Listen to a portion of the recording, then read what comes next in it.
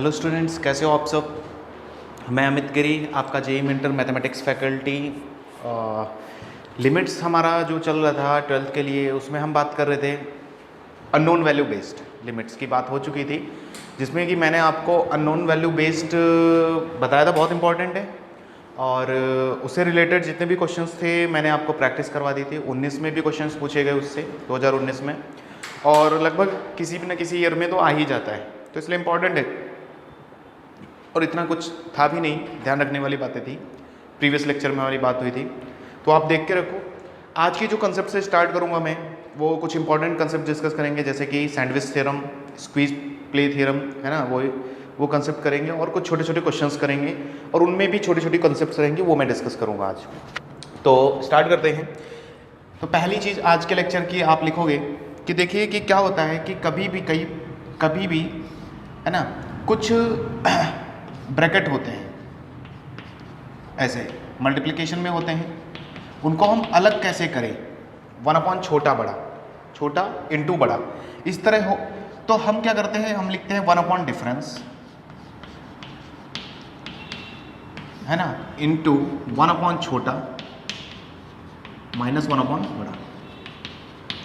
इस तरह याद करते हैं। जैसे एग्जांपल के तौर पर किसी दिन आ गया आपको 2 इंटू 7, अब इन दोनों को आपको अलग करके लिखना है। बेसिकली दोनों डिनोमिनेटर में मल्टीप्लिकेशन में इनको अलग करके लिखना है, तो आपको इन दोनों के बीच का डिफरेंस हमेशा पॉजिटिव होता है, तो 7 - 2 कितना हो जाएगा, 5, और 1/, छोटा 1/2 माइनस 1/7। ये आप क्रॉस चेक कर सकते हो, दोनों बराबर ही होंगे। कैसे सर, देखो ना, एलसीएम लेंगे तो 7 - 2 5 को उड़ा देगा, बेसिकली यही आंसर आएगा, तो आपको ध्यान रखना है। दूसरा, अगर 3 लोग हों मल्टीप्लिकेशन में तो क्या करते हैं, जैसे कि कल को आ गया 3 लोग होंगे, जैसे मैं 3 मान लेता हूँ कोई, तो है ना, एक ब्रैकेट, है ना, मान लो जैसे एग्जांपल से ही समझते हैं, यहाँ 2 लिखा है, यहाँ 3 लिखा है, और यहाँ 7 लिखा है, कुछ भी, ठीक है ना। ये 3 लोग मल्टीप्लिकेशन में लिखे हैं, मुझे इनको अलग अलग करके लिखना है, तो हम क्या करते हैं, फर्स्ट एंड लास्ट का डिफरेंस लेते हैं, है ना। इन दोनों का डिफरेंस लूंगा मैं, इन दोनों का डिफरेंस लूंगा मैं, है ना। तो क्या लिखेंगे, इन दोनों का डिफरेंस लूंगा मैं। तो इसको कैसे अलग करके लिखते हैं वो लिखना है आपको, 1/, डिफरेंस। इस पर बेस्ड क्वेश्चंस हैं, इसलिए मैं पहले बता रहा हूँ, 1/, डिफरेंस। फिर लिखते हैं 1/, first couple minus 1/, second couple. ये कैसे सर, समझाओ आप। तो देखो मैं बताता हूँ कैसे लिखना है। 1/, डिफरेंस, इन दोनों का डिफरेंस कितना है, 5 है, तो 1/5 लिखेंगे। 1/, फर्स्ट कपल मतलब इन दोनों का, ये 2 कपल हैं, है ना, तो 1/2 इंटू 3 लिखोगे आप, माइनस 1/3 इंटू 7 लिखोगे, सेकेंड कपल। इस तरह हम इसको अलग करते हैं। अगर आप इसको कैलकुलेट करोगे तो फाइनली वही आएगा। अगर इसको किसी को सॉल्व करना है, चेक करना है सॉल्व करके, तो देखो 1/5 तो पहले से ही है। अच्छा, 1/3 भी कॉमन आ रहा है कि नहीं आ रहा है, तो बेसिकली कौन बचेगा, 1/2 माइनस 1/7। अगर आप फर्दर इसको सॉल्व करोगे तो कितना बचेगा, 1/5 इंटू 3 इंटू 7 - 1, ऊपर 7 - 2 ऊपर बचेगा 5, नीचे 2 इंटू 7, तो बेसिकली ये उड़ा देगा, और लास्ट में फाइनली वही चीज़ आपको वापस मिल जाएगी। तो ये 2 बातें आपको ध्यान रखनी है। अब इनसे रिलेटेड मैं क्वेश्चंस आपको दिखाता हूँ कि ये जो कंसेप्ट मैंने बताई, छोटी सी बात, और ये आगे भी आपको काम आएगी बहुत जगह। कहाँ काम आएगी, जहाँ पर डिनोमिनेटर वाले लोगों को आपको अलग करना हो, है ना, सेपरेट करना हो, तो वहाँ पर आपको काम आएगा। जैसे कि क्वेश्चन है मेरे पास, लिमिट का क्वेश्चन है। इस पर क्वेश्चन लिखा है, limit n tending to infinity, bracket में है 1/2 into 3 plus 1/3 into 4 plus 1/4 into 5 plus, इस तरह चलते चलते लास्ट में लिखा है आपके सामने 1/n+1 n+2, 1/n+1 और n+2, ठीक है ना, ठीक है। अच्छा, यहाँ तक तो बात हो गई। अपनी तीसरी भी बात मैं बता देता हूँ आपको, तीसरी कंसेप्ट। ये क्वेश्चन पे आता हूँ मैं, क्वेश्चन लिख के रखो, या तीसरा कंसेप्ट पहले समझ लो। तीसरा कंसेप्ट ये है कि कई बार आपको सबमिशन में लिखा हो, यहाँ पर r हो, r की वैल्यू मान लो 1 है, आर की वैल्यू 1 से लगा के एन तक जा रही है, समीशन है, और यहाँ पर एफ ऑफ आर है minus F of R minus 1, ठीक है ना। ऐसा कोई एक्सप्रेशन आपके सामने आए, मतलब समझो, मतलब ये है कि इन दोनों के बीच डिफरेंस 1 का हो, डिफरेंस इक्वल टू 1। देखो दोनों के नंबर्स का डिफरेंस कितना है, ये भाई r माइनस 1 है, मतलब इससे एक छोटा है, तो डिफरेंस तो 1 ही है ना। तो इस चीज़ को अगर आप बाद में पूरी तरीके से समझो तो ये डायरेक्ट चलता है, हम लोअर लिमिट सीधा इसको पकड़ा देते हैं, ठीक है ना, और अपर लिमिट बड़े वाले को देते हैं, समझ में आया, अपर लिमिट बड़े वाले को देते हैं। तो फाइनली जो आपके सामने आएगा वो r की जगह n जाएगा, f of n minus f of 1 minus 1, that is f of n minus f of 0। तो फाइनली इन शॉर्ट हम पूरे सबमिशन को उठा के इसके बराबर कर देते हैं। ये आप अभी चेक भी कर सकते हो, चेक करते हैं, आओ मैं पूरी बातें आपको इसलिए बताता हूँ कि आप चेक भी कर सकते हो।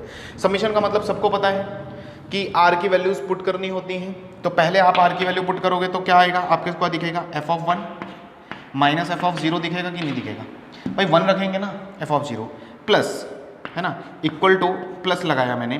अगली बार जब लिखेंगे तब r के नाम पर 2 रखेंगे, तो यहाँ पर कितना आएगा, f ऑफ 2 माइनस, है ना, ये एक पेयर, अगला प्लस बीच में लगा है, f ऑफ 2 माइनस, यहाँ पर 2 रखेंगे तो f ऑफ 1, और इसी तरह फिर अगला प्लस, अगला बोलो 3 रखेंगे तो f ऑफ 3 माइनस, अगली बार क्या आएगा, f ऑफ 2, और ऐसे चलते चलते कहानी कहाँ तक जाएगी, है ना, प्लस f ऑफ, लास्ट में n की जगह क्या रखना है, n रखना है, तो n minus f of n r की जगह रखना है ना, n माइनस 1। तो फाइनली जब आप देखोगे कि ये सारे पेयर्स में से जब बारिश होगी, है ना, मतलब क्या है कि अभी देखो ये कट गया, इसका पहला आदमी इसके दूसरे आदमी से कट गया, ये साफ हो जाएगा, ये साफ हो जाएगा, और ऐसे करते करते ये लास्ट आदमी ये साफ हो जाएगा, मतलब ये सीक्वेंस ऐसा चलता रहेगा। तो लास्ट में जो बच रहा है आपके सामने वो बच रहा है प्लस का f of n minus f of 0। तो हम इतना सब नहीं करते, ये जो मैंने करके दिखाया है शॉर्ट, ये नहीं करते, हम डायरेक्ट रिजल्ट फेंकते हैं। रिजल्ट ये है कि अगर एक का डिफरेंस हो, है ना, इफ एक का डिफरेंस हो एक्सप्रेशन में, तो लोअर लिमिट छोटे वाले को मिलती है ना, और अपर लिमिट बड़े वाले को मिलते हैं, ये आपको ध्यान रखना है। तो मैं मिटाता हूँ ये बात, ये आप कॉपी करके रखो, तीसरी बात थी, क्योंकि इस क्वेश्चन में ये तीनों बातें जितनी आज मैंने बताई अभी ये तीनों लग जाएंगे। तो देखो पहली चीज, क्या आप इसको सबमिशन में लिख सकते हो, यस सबमिशन में लिख सकता हूँ मैं, सबमिशन में लिखना भी सीख लो। देखो क्या करूँगा मैं, limit n tending to infinity as it is copy, इसको मैं सबमिशन में लिख रहा हूँ क्योंकि बहुत सारे टर्म्स सबमिशन में लिखे हैं और बेसिकली एक चीज़ को फॉलो कर रहे हैं, पहला आदमी दूसरे आदमी से एक बड़ा है, पहला आदमी दूसरे आदमी से एक बड़ा है, और इस तरह आगे कहानी चल रही है। तो आपको करना क्या होता है, लास्ट आदमी ही कॉपी कर दो, वही हो जाता है, ऐसा नहीं समझे। एंड n फ्रॉम कहाँ से लिखोगे, 1 to n, नहीं समझे बात भाई, n की जगह 1 रख के देखो ना, n की जगह 1 रखो, पहला टर्म मिलेगा आपको। सीक्वेंस सीरीज में पढ़ा होगा आप लोगों ने कि n की जगह 1 रखते हैं तो पहला टर्म मिलता है, बेसिकली ये tn है, तो n की जगह 1 रखा तो 2, यहाँ रखा 3, पहला टर्म मिल गया। फिर समीशन है तो प्लस, फिर n की जगह क्या रखेंगे, 2 रखेंगे, 2 + 1 3, और फिर इस तरह टर्म्स मिलते जाएंगे, तो समीशन में लिख दिया। अब आपके सामने आया, दो लोग प्रोडक्ट में है ना, समीशन n = 1 to इन्फिनिटी, दो लोग प्रोडक्ट में है, क्या आप इनको अलग कर सकते हो, यस अलग कर सकते हैं। इन दोनों का डिफरेंस 1, डिफरेंस कितना है, 1 डिफरेंस 1, दोनों का डिफरेंस कितना है, एक ज़्यादा है तो एक का ही डिफरेंस है, 1 छोटा, छोटा कौन है, छोटा ब्रैकेट है n+1, माइनस 1 बड़ा ब्रैकेट कौन है, n+2। बोले यहाँ तक किसी को दिक्कत नहीं। अब ये हो गई बात, हो गई कि नहीं। अब क्या कर देंगे, अब सबमिशन है, सॉरी इन्फिनिटी नहीं n है, अब n है। अब मैंने आपको बताया था कि जो n होता है, ये लोअर लिमिट होती है वो छोटे वाले को मिलती है और अपर लिमिट बड़े वाले को मिलती है। तो आप क्या लिखोगे, limit n tending to infinity, submission हट जाता है, पूरे सबमिशन का ही रिजल्ट था वो, तो ये बेसिकली बचेगा, इसको छोटी लिमिट लेंगे तो 1/1+1 माइनस 1/n+2, तो बस इतना ही बचेगा। तो बेसिकली ये बन गया आपके पास limit n tending to infinity 1/2 minus 1/n+2। अब आप खुद ही बताओ, n को इन्फिनिटी रखना है तो 1/∞ कितना होता है भाई, 0 होता है, तो आंसर क्या बचेगा फिर 1/2। बोलो बात क्लियर है क्या। कम स्टेप्स में ही मैंने क्वेश्चन खत्म किया है, लेकिन बैकग्राउंड में कितनी कंसेप्ट लगी, 3 कंसेप्ट बैकग्राउंड में आपके चल रही थी, तो आपको पहले से पता होनी चाहिए। अगले क्वेश्चन पे चलते हैं।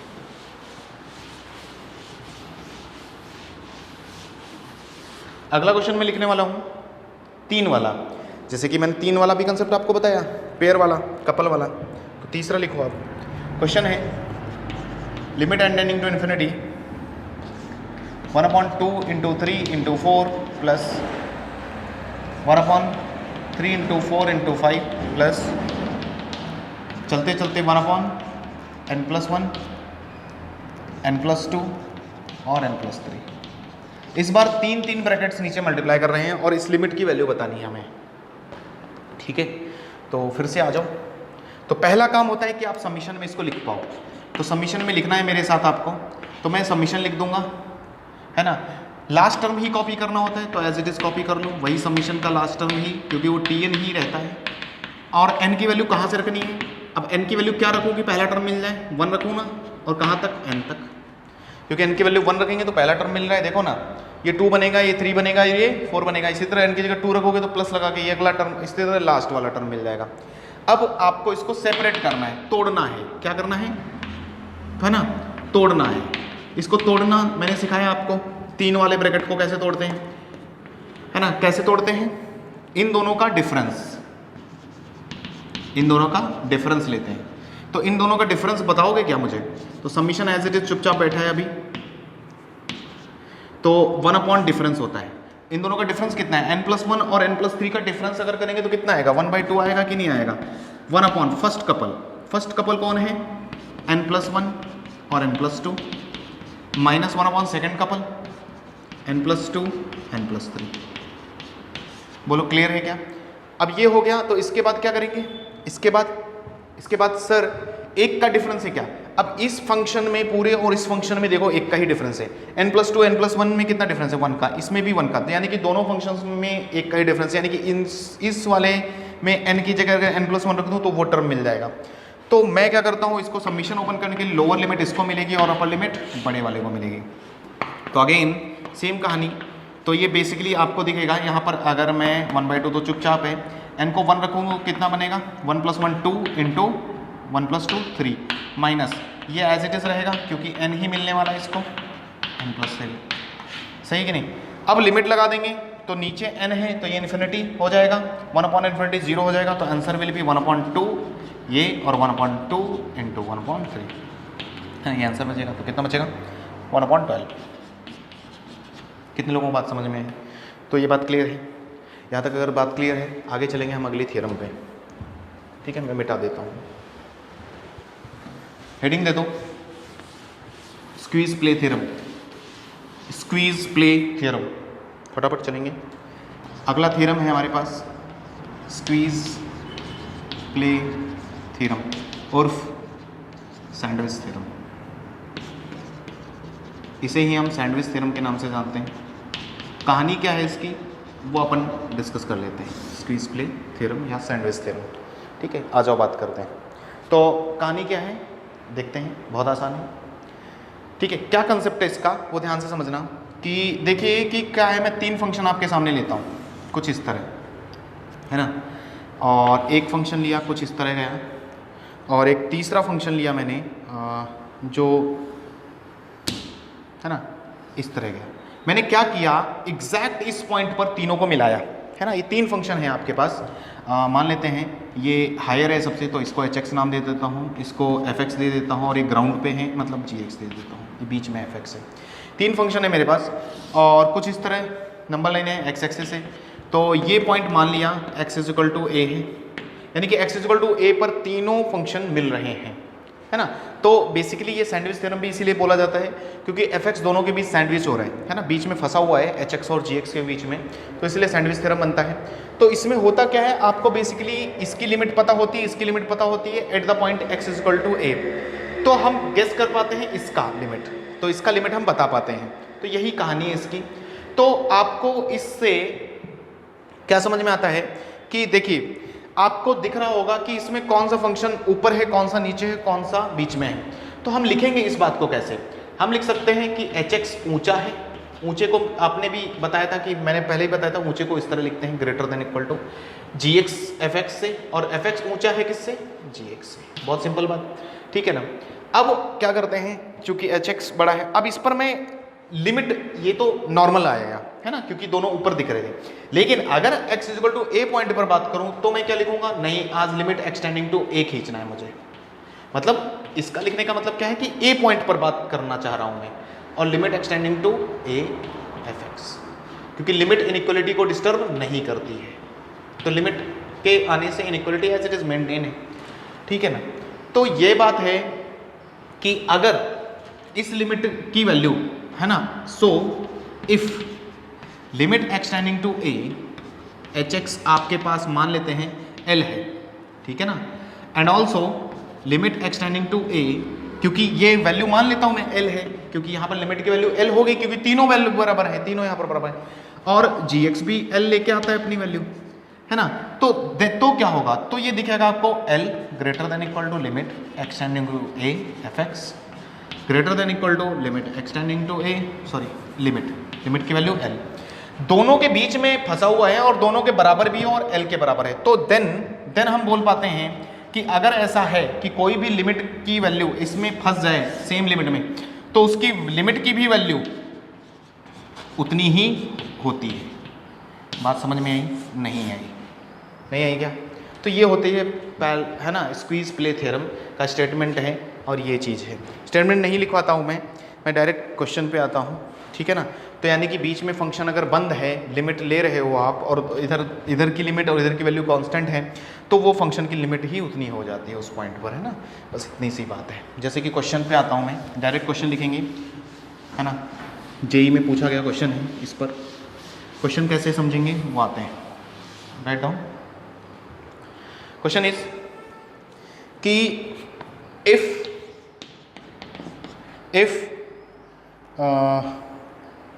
ठीक है, F x is a increasing function and limit extending to infinity f of 3x upon fx is equal to 1, then limit extending to infinity f of 2x upon fx पूछा गया, ठीक है ना। आओ बात करते हैं। अब इसी क्वेश्चन में ले लो, आपको ना फंक्शन दिया उसने, कुछ भी चीज़ें नहीं दी, और आपसे उम्मीद कर रहे हैं कि आप इस क्वेश्चन को सॉल्व कर दो और जो पूछ रहे हैं वैल्यू बता दो। लेकिन मेरे पास तो फंक्शन ही नहीं है सर, हम तो फंक्शन को देख कर ही लिमिट कैलकुलेट करते हैं। अब तक ट्रिगो हो या ये सारी चीज़ें हो, स्टैंडर्ड लिमिट्स हो, सारी जाते हैं। तो इस क्वेश्चन में क्या खास बात है? इस क्वेश्चन में खास बातें जो है मैं बताता हूँ। क्वेश्चन को पढ़ने के बाद आपको जो लाइंस ध्यान रखनी है कि इंक्रीजिंग बोलना, जैसे उसने इंक्रीजिंग बोला। अब इंक्रीजिंग मतलब से क्या समझते हो? इंक्रीजिंग मतलब फंक्शन ऐसा जो लेफ्ट टू राइट मूव करे हम और ऊपर की तरफ भागता हुआ दिखाई दे, वो फंक्शन इंक्रीजिंग है ना। क्लियर है? और इसका देने का क्या मतलब है? एफ ऑफ 3x नीचे x इज इक्वल टू, ऐसा लिमिट ले लिया तो 1 आ रहा है और इसकी वैल्यू पूछ रहे हैं। तो एक काम करते हैं, क्या आप कोई ऐसा इंक्रीजिंग फंक्शन आपको अपने मन से कभी मानना पड़े तो हमेशा इंक्रीजिंग फंक्शन मैं मान लेता हूँ, मेरे पास ये इंक्रीजिंग फंक्शन, ये भी तो है increasing function. Left to right जा रहा हूँ, ये मान लिया मेरा एफ एक्स फंक्शन है। क्या जा रहा है मानने में, है ना, इंक्रीजिंग ही तो है। अगर इंक्रीजिंग बोला इसने, इंक्रीजिंग मान लिया, ठीक है, okay, F x increasing function मान लिया, इंक्रीजिंग है ना। अब आप खुद ही बताओ, अच्छा मैं यहां पर कहीं x पॉइंट ले लूं, क्योंकि उसने x यूज किया, 3x यूज किया और 2x यूज किया, और 2x फिर किधर होगा? 2x आगे होगा। कैसे सर? अरे x 2x बड़ा होगा ना, और इधर 3x होगा, सही है कि नहीं? तो आप खुद ही बता दो, अगर x पर फंक्शन की वैल्यू देख रहे हैं तो उसे हम क्या लिखेंगे? fx लिखेंगे, इसको क्या लिखेंगे? f ऑफ 2x लिखेंगे, और इसको क्या लिखेंगे? f ऑफ 3x लिखेंगे। बोलो सही बात है कि नहीं? यानी कि क्या आप मुझे ये बात बता सकते हो कि इन तीनों में बड़ा कौन है? f ऑफ 3x क्या बड़ा है क्या? मतलब मैं अगर ये लिख दूं कि f of 3x is greater than equal to f of 2x greater than equal to f of x, तो आपको कोई दिक्कत वाली बात नहीं है, जैसा कि अभी हमने किया था। तो अब थोड़ी देर बाद मैं किस पॉइंट पर बात करनी है? वो लिमिट एक्सटेंडिंग टू इन्फिनिटी पर बात करना चाहता है, तो मैं भी बात कर लेता हूँ। तो मैंने भी क्या किया? लिमिट एक्सटेंडिंग टू इन्फिनिटी खींच दिया। मैंने बोला लो f of 3x greater than limit extending to infinity f of 2x, और इधर भी limit extending to infinity f of x। फिर क्या? फिर उसने क्या कहा? उसने लिमिट का फॉर्म कुछ ऐसा दे रखा है कि डिवीजन में दोनों के f x है, तो मैं भी डिवाइड कर दूं। तो दोनों को अगर f x से तीनों को डिवाइड कर दिया तो ये बनेगा f of 3x upon f x, limit extending to infinity. अच्छा इधर क्या बनेगा, limit extending to infinity f of 2x upon f x, है कि नहीं। अच्छा इधर क्या बनेगा, limit extending to infinity f x upon f x, सही कि नहीं भाई। ये कितना हो गया, अगले स्टेप में इसकी वैल्यू उसने दे रखी तो मैं 1 लिख दूं यहां पर, बोलो कुछ इस तरह दिखाई देगा, और इसकी भी वैल्यू कितनी 1। तो आप खुद ही देखो ये लिमिट की वैल्यू किसकी में फंस गई, दोनों जगह वैल्यू सेम, तो लिमिट की वैल्यू भी क्या हो जाएगी, बाई सैंडविच थ्योरम यहाँ पर लिख सकते हो आप कि by sandwich theorem F of 2x upon f x की वैल्यू कितनी हो जाएगी, आंसर इज। कोई दिक्कत वाली बात नहीं है ना।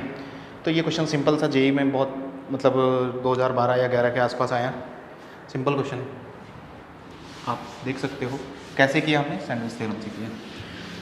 अच्छा और कुछ मैं आपको आगे सैंडविच थ्योरम के क्वेश्चंस बताता हूँ, ट्राई करते हैं, आ जाओ, क्योंकि आज ये पूरी थ्योरम ख़त्म कर दूंगा मैं। जैसे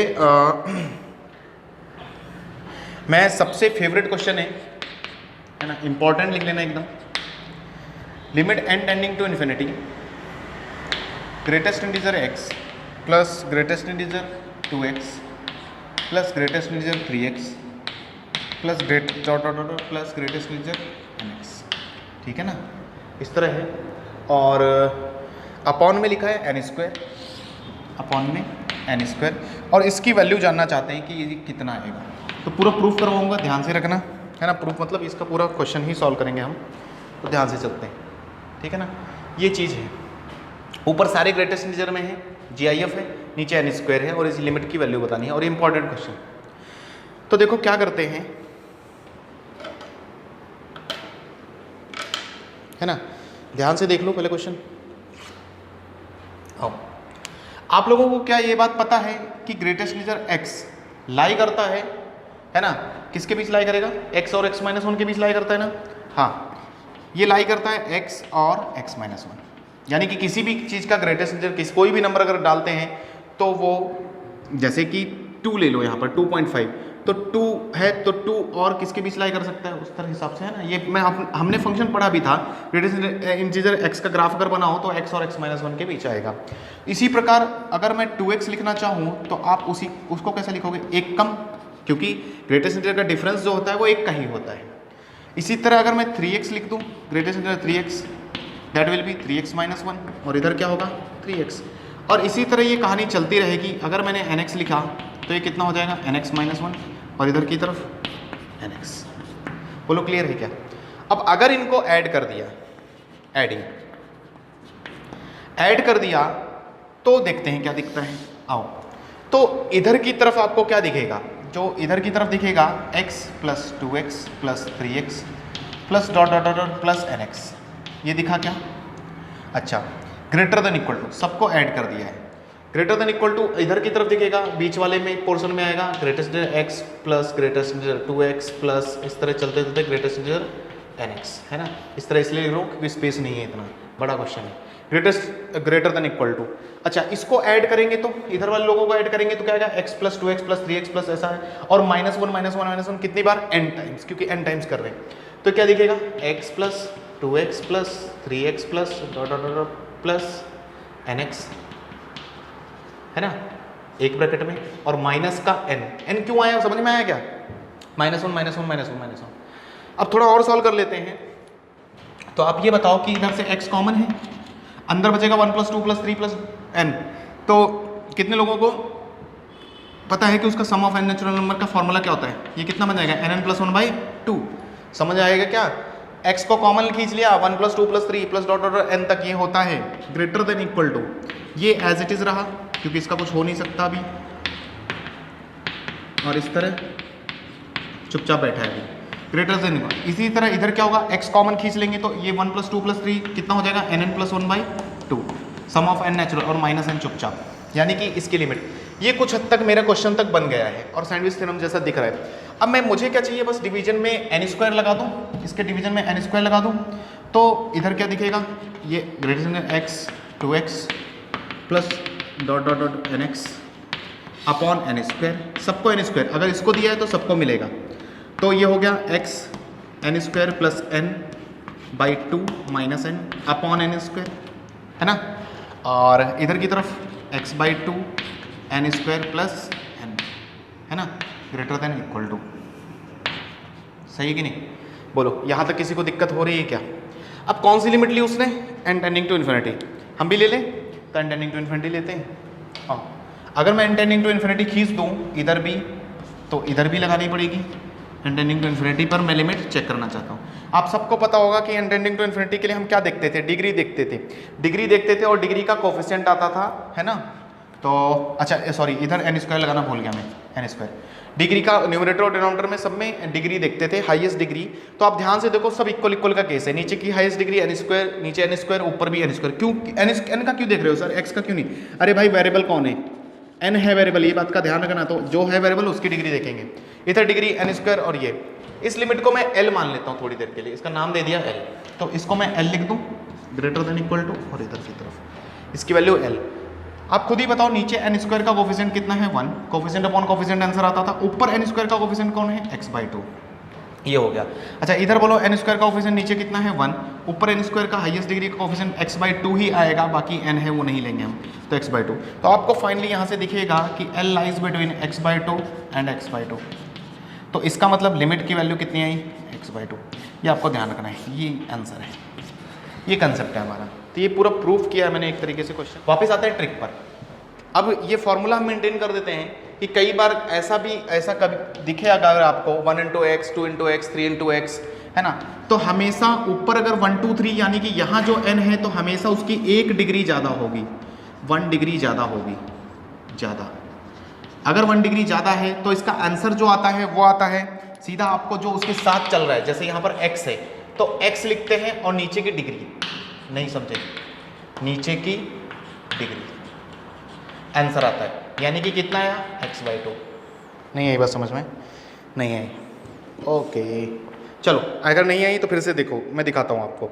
जैसे कि अगला क्वेश्चन इसी तरह अगर किसी ने पूछ लिया आपको कि कल को कि limit n tending to infinity, किसी ने ब्रैकेट में लिखा 1 square x plus 2 square x plus 3 square x plus dot dot dot plus n square x, है ना। और नीचे हमेशा याद रखना, अगर एन स्क्वायर है तो यहाँ एन क्यूब होना चाहिए, तभी आंसर आएगा, वरना हम आंसर नहीं बता सकते। तो आंसर क्या आएगा? तो जो यहाँ हो आदमी वो लिखना है आपको x, मतलब कल को फंक्शन भी हो सकता है, मैं ऐसा नहीं बोल सकता कि फंक्शन भी हो सकता है। नीचे की डिग्री कितनी है? 3, तो answer will be x by 3। समझे? इसी तरह अगर किसी दिन क्वेश्चन आ जाए एन टेंडिंग टू इन्फिनिटी, किसी दिन लिख दिया 1 क्यूब, है ना, 1 क्यूब एक्स, देखो 1 क्यूब एक्स प्लस, आप समझ गए मैं क्या करने वाला हूँ, है ना। तो ऐसे चलता रहेगा कहानी, 3 क्यूब एक्स, और किसी ने ऐसा लिख दिया किसी ने एन क्यूब एक्स, तो नीचे डिग्री फिर कितनी होगी? एन की पावर 4 होनी चाहिए।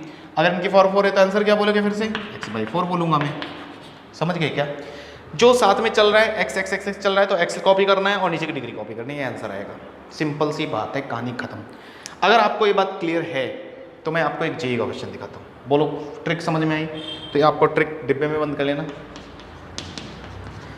ऐसे क्वेश्चन के लिए क्या करते हैं, आओ आगे चलूँ, मिटाता हूँ।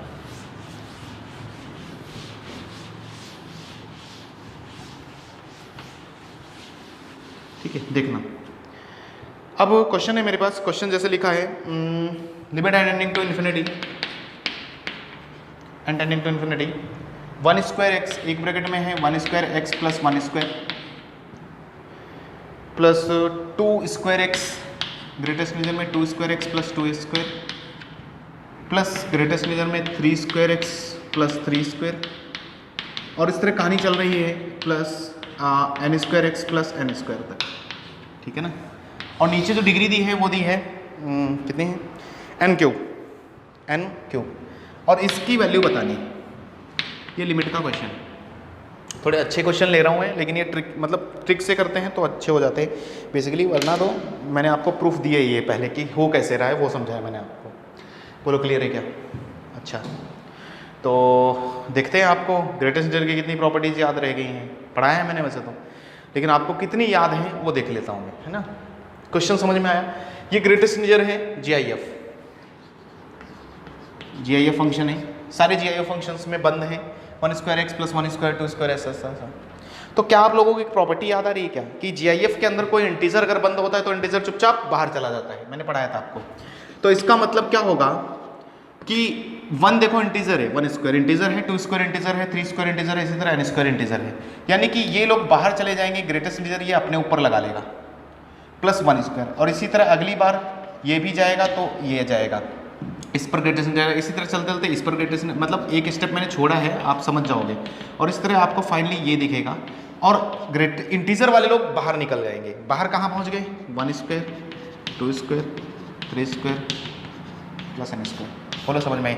अच्छा ये बात बताओ कि क्या ये n क्यूब सिर्फ इसका है या इसका भी है? और सही है बात कि नहीं? और लिमिट भी मैं तोड़ सकता हूँ थोड़ी देर के लिए, या पहले एक काम करते हैं सबको n क्यूब ही लिख देता हूँ, आपको डिस्टर्बेंस ना हो। लिमिट भी मैं तोड़ सकता हूँ, यानी कि basically I can write and n in infinity 1 square x plus 2 square x plus 3 square x and dot dot dot plus n square x, नीचे डिनोमिनेटर में n क्यूब, क्योंकि n क्यूब इसके साथ भी है और लिमिट भी तोड़ सकते हैं हम, एंड एन इंटू इन्फिनिटी इसको भी मिला, और now it is 1 square plus 2 square plus 3 square plus n square upon n cube. बोलो सही है यहाँ तक? अब आपको याद आएगी अपनी ट्रिक कि देखो n स्क्वायर है, n क्यूब है, आंसर क्या लिखोगे फिर?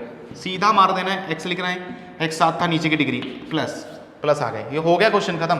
अच्छा इधर देखो, इधर किसको याद आया कि ये कौन लिखा है? ये तो समीशन ऑफ n स्क्वायर लिखा है। समीशन ऑफ n स्क्वायर का पहला टर्म कौन होता था? n क्यूब बाई 3 होता था, एक ज़्यादा वाला कंसेप्ट याद आया पुराना प्रीवियस लेक्चर। और फिर एंड एन इन्फिनिटी तो डिग्री देखेंगे, नीचे की डिग्री n क्यूब, ऊपर की डिग्री n क्यूब, तो कोफिशिएंट लेते थे, नीचे का कोफिशिएंट 1 है, ऊपर का कोफिशिएंट कितना है? 1/3। तो आंसर इज दिस, तो आंसर इज फाइनली। बोलो कितने लोगों को समझ में है? 4 स्टेप से ज़्यादा क्वेश्चन मैं नहीं करता हूँ, उससे पहले जितना करना है आपको वो कर लो, मतलब कंसेप्ट क्लियर है तो आपको 4 स्टेप से ज़्यादा लिखने ही नहीं चाहिए। क्लियर है क्या? ठीक है, तो ये आज का कंसेप्ट आप समझ गए, स्क्वीज प्ले थ्योरम समझ गए, इन्फिनिटी वाला क्वेश्चन समझ गए, ये ग्रेटेस्ट इंटीजर वाला।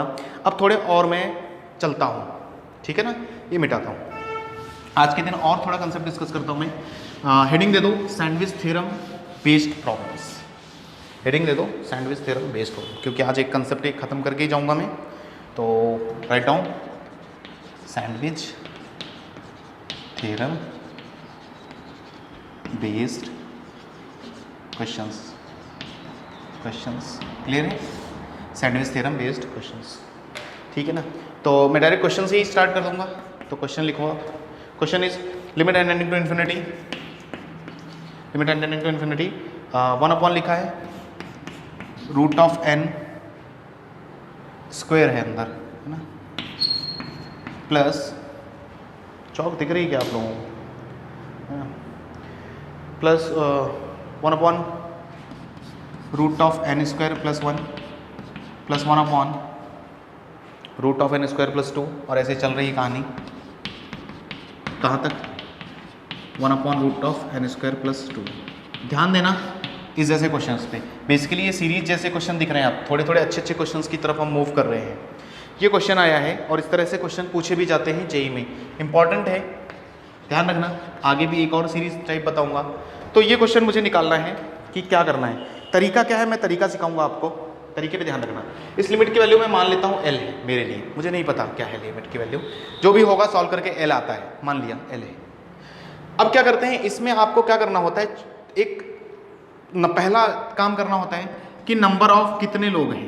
पहला आपको जवाब मुझे बताना है कितने लोग हैं, कितने लोग से समझ रहे हो, शोले का डायलॉग, कितने लोग थे, नहीं आई बात समझ में, ठीक है ना। तो कितने लोग हैं ये लोग भाई, कितने लोग मतलब कितना टर्म है, कैसे पता करते हो सर कितना टर्म है?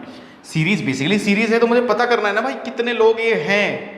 तो कितने लोग हैं कैसे पता करते हो? देखो ध्यान रखना कैसे पता करते हैं वो भी बताता हूँ। यहाँ n प्लस n स्क्वायर के साथ कौन है? +0 है, कोई है नहीं ना, तो +0 है। लेकिन लास्ट वाले में n स्क्वायर के साथ कौन लग गया? 2n, यानी कि 0 से लगा के कितने लोग तक पहुँचा है? 2n तक।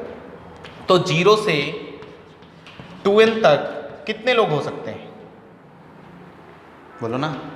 अरे 0 से 100 तक 101 लोग, 1 से लगा के 100 तक 100 लोग, 0 से लगा के 100 तक 101 लोग, तो एक एक्स्ट्रा। तो टर्म कितने लोग हैं? जवाब क्या आया, है ना, कितने लोग हैं? 2n+1 लोग बोलो या टर्म बोलो, यानी कि 2n+1 टर्म है। ये मुझे जरूरत पड़ेगी इस चीज़ की। फिर आपको क्या करना है, इसमें से छोटा और बड़ा टर्म निकालना है। नहीं समझे?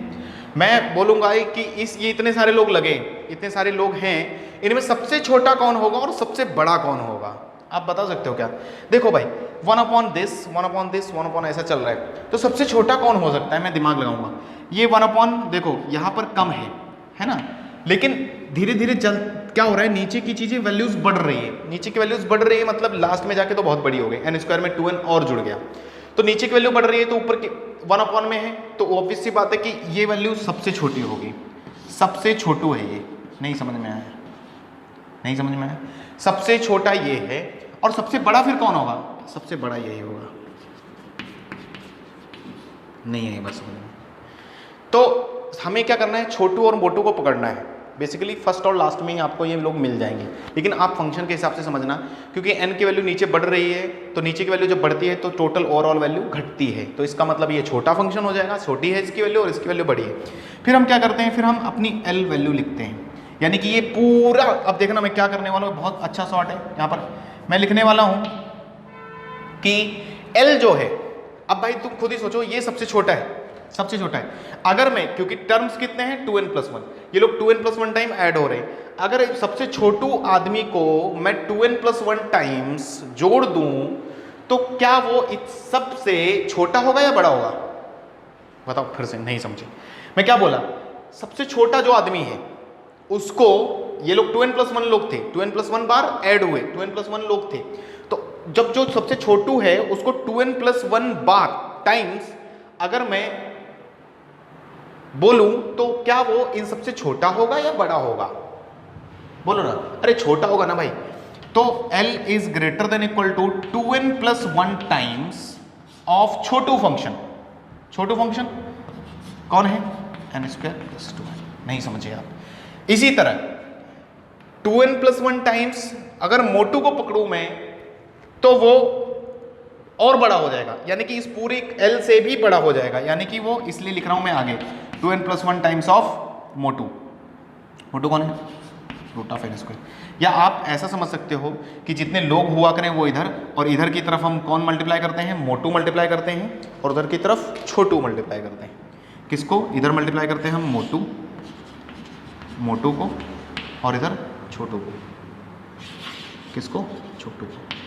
और ऊपर हमेशा कौन आता है? नंबर ऑफ लोग, जितने नंबर ऑफ लोग थे। अब लिमिट खींच देते हैं यहाँ पर, n टेंडिंग टू इन्फिनिटी, इसमें तो है ही limit n tending to infinity, क्योंकि ये तो L ही है पूरा।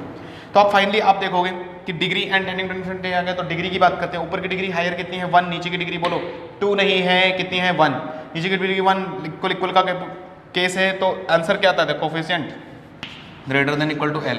इधर भी देखो, हाईएस्ट डिग्री ऊपर की n की डिग्री 1, तो उसका कोफिशिएंट 2। नीचे की डिग्री हाईएस्ट देखनी है आपको, n² को देखो, n² को जिस दिन रूट मिलेगा, रूट है ऊपर तो बाहर n आ जाएगा, इसका कोफिशिएंट कितना है? 1, और ऊपर 2, तो आंसर इधर भी 2। तो L की वैल्यू फाइनली सैंडविच थ्योरम से कितनी बोल देंगे हम? बात समझ में? तो ये कहानी क्वेश्चन है ना, आसान है, आप कर सकते हो, बहुत आसान है।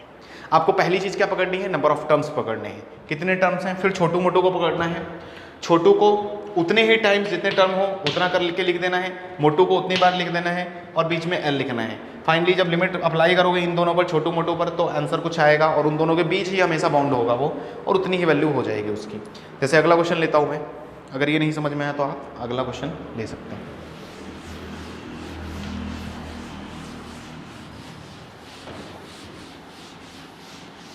ठीक है, राइट हो।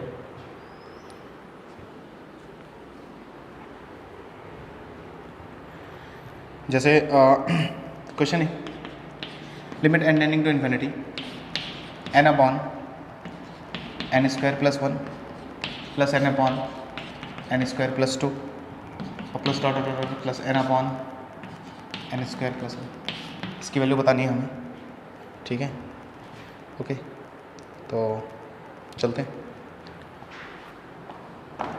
अभी देखो, तो इस क्वेश्चन में भी सीक्वेंस में बहुत सारे टर्म्स हैं, और मैं आपसे जानना चाहता हूँ कि देखो ऊपर कुछ चेंज हो रहा है क्या? नहीं, ऊपर n बार बार आ रहे हैं, नीचे वाले लोग बढ़ रहे है ना, नीचे वाले लोग बढ़ रहे। तो n square plus 1 n square plus 2, तो कितने लोग हैं? पहली चीज़ मुझे बताओगे कितने लोग, कितने टर्म हैं, बताओ ना कितने टर्म है, कैसे पता करोगे?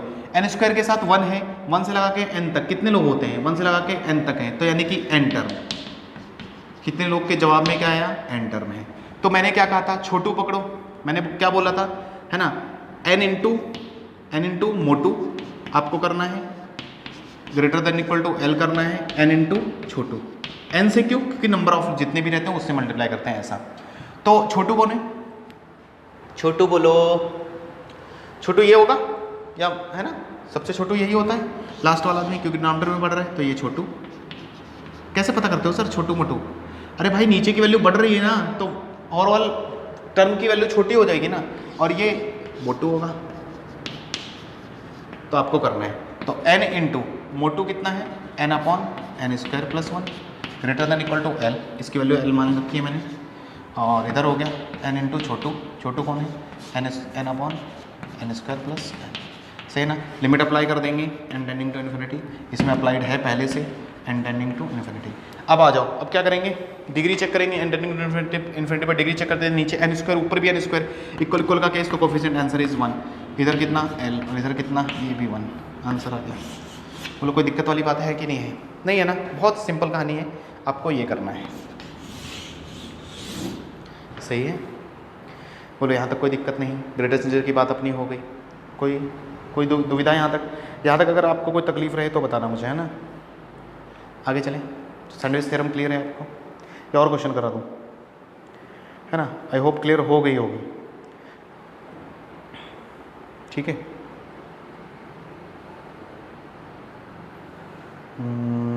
आगे बात करते हैं, अगला चलते हैं, limit and tending to infinity, heading दे दो, कंटिन्यू। ये तो आज सैंडविच थ्योरम अपनी खत्म हो गई, सैंडविच थ्योरम की कहानी भी बता दी और कुछ ट्रिक्स थी वो मैंने बता दी आपको। तो अभी हेडिंग दे दो, limit and tending to infinity, मैंने limit and tending to infinity continued. अब कुछ और पोर्शन है जो limit and tending to infinity से बिलोंग करता है, या कुछ और टाइप के क्वेश्चन हैं, वो मैं आपको दिखाना चाहता हूँ। कंटिन्यूड, है ना, एंड टेंडिंग टू इन्फिनिटी के बहुत सारे कंसेप्ट्स मैंने आपको बताए हैं, तो आपको ध्यान रखना है। जैसे कि क्वेश्चन ही चल रहे हैं, limit and tending to infinity आपको आया किसी दिन, क्वेश्चन लिखा है 3 की पावर n, वो क्वेश्चन कुछ इस तरह दिखते हैं 1 अपॉन n, ठीक है ना। तो limit and tending to infinity में क्या रहता है ना, ऑलवेज आप क्या करते थे, take higher degree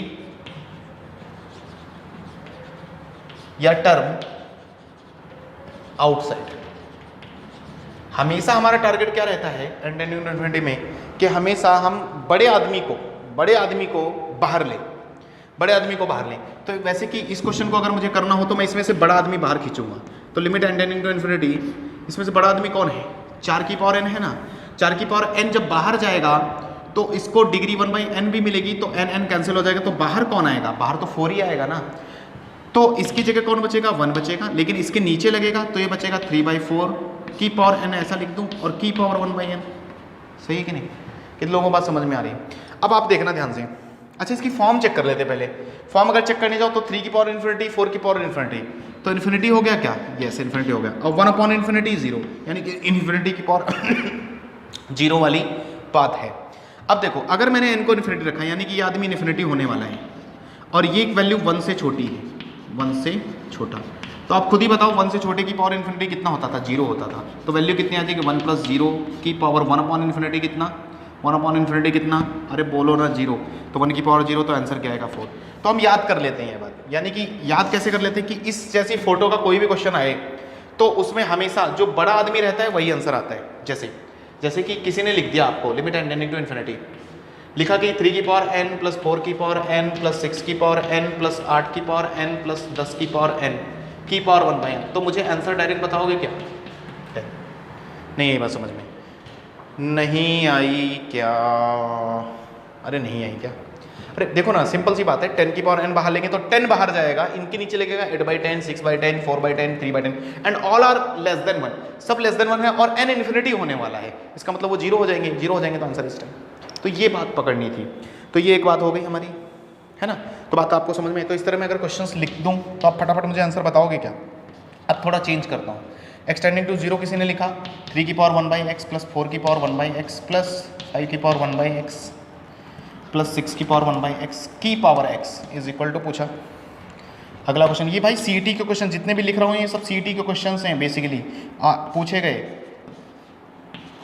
cosec square x plus 2 की power cosec square x plus 3 की power cosec square x plus dot dot dot dot dot plus n की पावर कॉसेक स्क्वायर एक्स की पावर साइन स्क्वायर एक्स, है ना। ये question है, पूछा है क्या आएगा, ठीक है। और ठीक है, चलो तो ये बात समझते हैं। 3 बातें तो आप समझ गए, बड़ा आंसर आता है। अब थोड़ा इसमें मैंने चेंज किया है कि कोई जरूरी नहीं है n टेंडिंग टू इन्फिनिटी हो। अब n टेंडिंग टू इन्फिनिटी नहीं, लेकिन फॉर्म इन्फिनिटी की पावर 0 वाला ही रहेगा। देखना, अगर मैंने यहाँ पर x को 0 रख दूँ, मैं x को 0 रख दूँ तो 3 की पावर 1/0 इन्फिनिटी, 4 की पावर इन्फिनिटी, 5 की पावर इन्फिनिटी, 6 की पावर इन्फिनिटी, यानी कि इन्फिनिटी, और ऊपर कितना 0, तो इन्फिनिटी की पावर 0 आज भी, यानी कि क्वेश्चन वैसा ही होगा। यानी कि एक्सटेंडिंग टू 0 लेकर उसने क्या किया, इधर के लोग सीधे लिखता था तो आज उलट दिए, पलट दिए। मैंने आपको बताया भी था कि 1/x टेंडिंग टू अगर 0 है तो इसका मतलब है x टेंडिंग टू क्या होगा, इन्फिनिटी होगा, क्योंकि दोनों बातें एक ही है, चाहे ऐसे बोल लो चाहे वैसे बोल लो, कुछ फर्क नहीं पड़ता।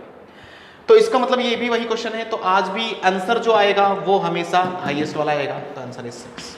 अच्छा इधर देखो, इधर भी आज वही चीजें हैं। अगर ध्यान से देखो तो एक चीज और है कि ये दोनों हमेशा रेसिप्रोकल रहते हैं, यानी कि अंदर वाली डिग्रीज और बाहर वाली डिग्रीज रेसिप्रोकल होती है। ये वाली डिग्रीज रेसिप्रोकल, तो वैसे ही सीन अगले क्वेश्चन में है, cosec square x sine square x एक दूसरे के रेसिप्रोकल है ना, है ना, 1/1 साइन स्क्वायर एक्स, ये साइन स्क्वायर एक्स। तो अगेन आंसर क्या आएगा, आंख बंद करके आपको n लिखना है, बड़ा ही नंबर आंसर आता है। बोले यहाँ तक बात क्लियर है, क्लियर है क्या, ये बात क्लियर, ठीक है। तो ये हो गया दूसरा पोर्शन इसका, और इसके क्वेश्चंस मैं बता देता हूँ आपको थोड़े बहुत।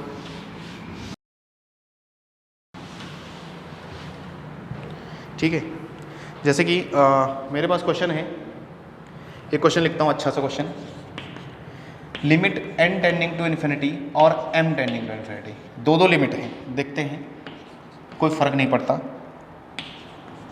nth रूट ऑफ 1 की पावर n प्लस 2 की power n plus nth root of 2 की पावर n प्लस 3 की पावर n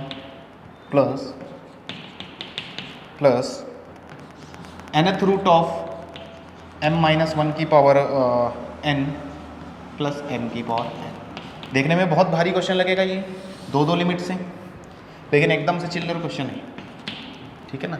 ये बात है और इधर हमें निकालना है इसका वैल्यू। आओ चर्चा करते हैं, देखते हैं कितने लोग ध्यान लगा के सुनेंगे मुझे, ठीक है। बहुत भयानक लग रहा है क्या, ठीक है ना। दो लिमिट लगाई हैं उसने, n टेंडिंग टू इन्फिनिटी और m टेंडिंग टू इन्फिनिटी, और इस तरह से बहुत अजीब से टर्म्स लिखे हैं। तो आपको क्या करना है, ध्यान से देखते हुए चलना है, जितनी कंसेप्ट बताई हैं सारी काम कर देनी है। तो इसको एज इट इज़ कॉपी कर लेते हैं, कुछ फर्क नहीं पड़ता, है ना। दो लिमिट है, यानी कि n भी मूव करेगा और m भी, तो इसको तो कुछ कर नहीं सकता, लेकिन क्या मैं इसको आपको दिखाने के लिए थोड़ी देर के लिए ऐसे लिख दूं, कोई दिक्कत वाली बात नहीं। अच्छा, इसी प्रकार फिर से मैं बोलूं कि आपको दिखाने के लिए मैं कुछ देर के लिए इसको ऐसे लिख दूं, इसी तरह फिर से मैं इसको थोड़ी देर के लिए, अगर आप बुरा ना मानो तो इसको भी ऐसे लिख दूं, और नीचे as it is m square. बोलो सही है। अच्छा, अगले स्टेप में देखो, अब आप देखो, अब n टेंडिंग टू इन्फिनिटी में अप्लाई कर दूंगा, क्यों सर, क्योंकि ये देखो, ये वाली फोटो आप देख के आए हो कहीं, तो ये फोटो अभी देख के आए हो, आप देख के आए हो कि नहीं आए हो, यानी कि n इसका जो है वो इन्फिनिटी मूव करने वाला है, और ये फोटो आपने देखी है। इस जैसे ब्रैकेट की वैल्यू क्या आएगी, बड़ी डिग्री आती थी n 1/n, तो इस ब्रैकेट का बड़ा आदमी आंसर आएगा, यानी कि 1 + 2।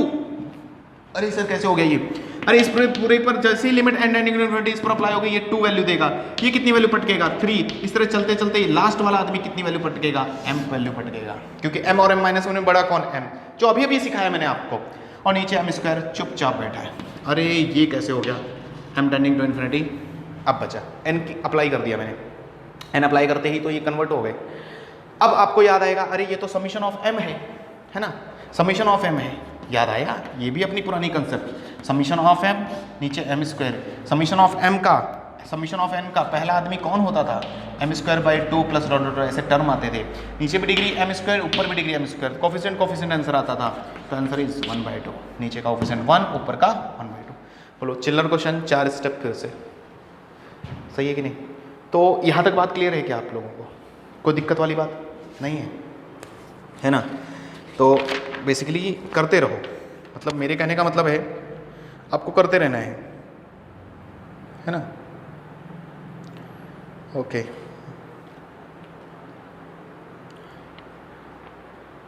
बाकी हम मिलते हैं फिर नेक्स्ट लेक्चर में। आप लोग यहाँ तक डन करो, और कोई आप लोगों को क्वेरीज रहें या कुछ भी ऐसा रहे तो मुझे पूछ सकते हो, है ना? तो ठीक है, और असाइनमेंट्स थ्योरी मोशन का हमने भेज दिया है, मैंने आपको पीडीएफ्स भी भेज दी लिमिट्स के, और क्वेश्चंस विद सॉल्यूशंस भी भेजे। अगर जिनको नहीं मिला है वो मुझे मैसेज कर दें, मैं व्हाट्सएप कर दूंगा उनको, व्हाट्सएप पे भेज दूंगा, कुछ दिक्कत नहीं वाली बात नहीं है। और ठीक है, पढ़ो आप लोग, अगले लेक्चर में मिलता हूँ मैं फिर से, इसके आगे कंटिन्यू करूँगा मैं। Thank you.